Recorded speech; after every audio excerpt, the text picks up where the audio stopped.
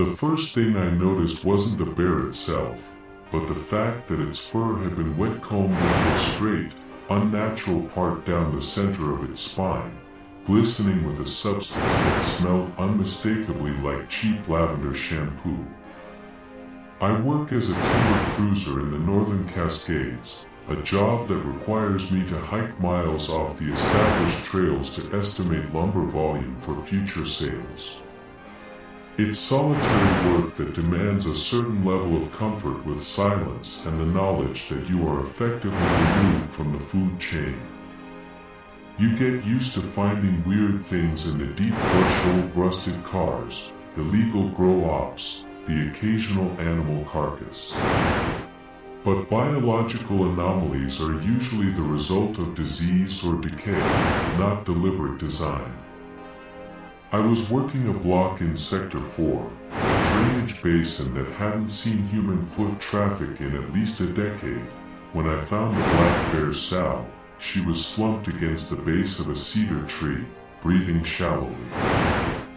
My first instinct was to unholster my bear spray and back away, assuming she was injured and dangerous. But she didn't track my movement.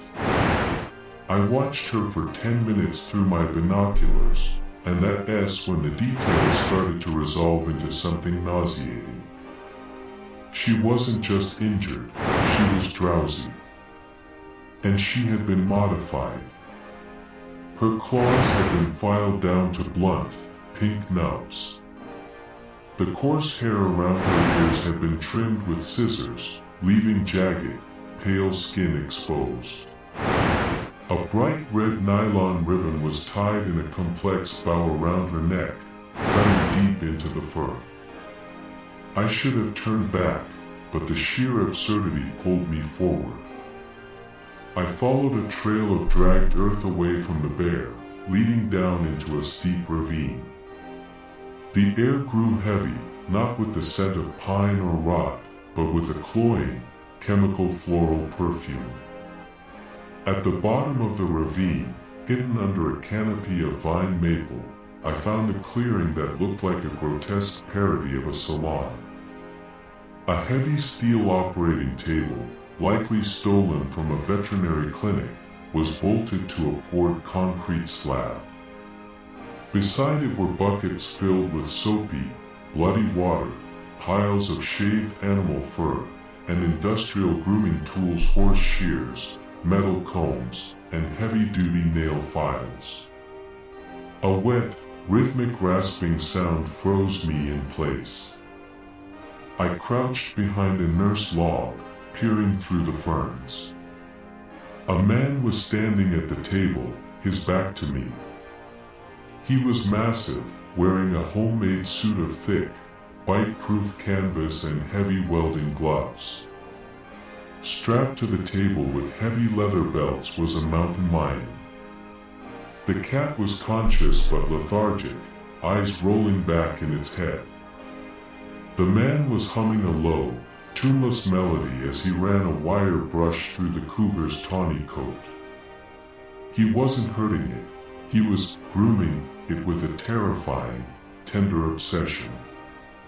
He paused, picked up a pair of shears, and began to carefully trim the whiskers from the cat's muzzle, whispering, "Make you pretty, make you clean."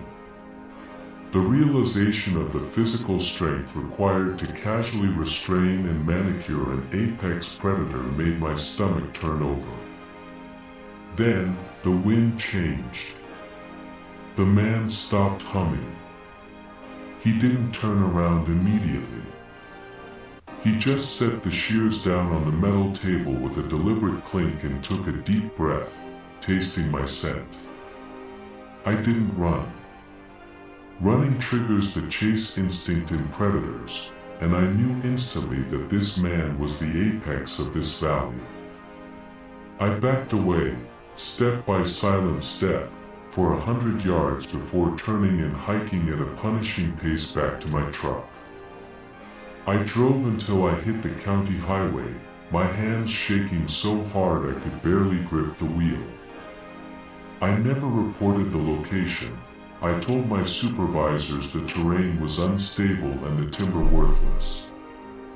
But the horror didn't end in the woods. 3 days later, I was brushing my teeth in my own bathroom, safe in the suburbs.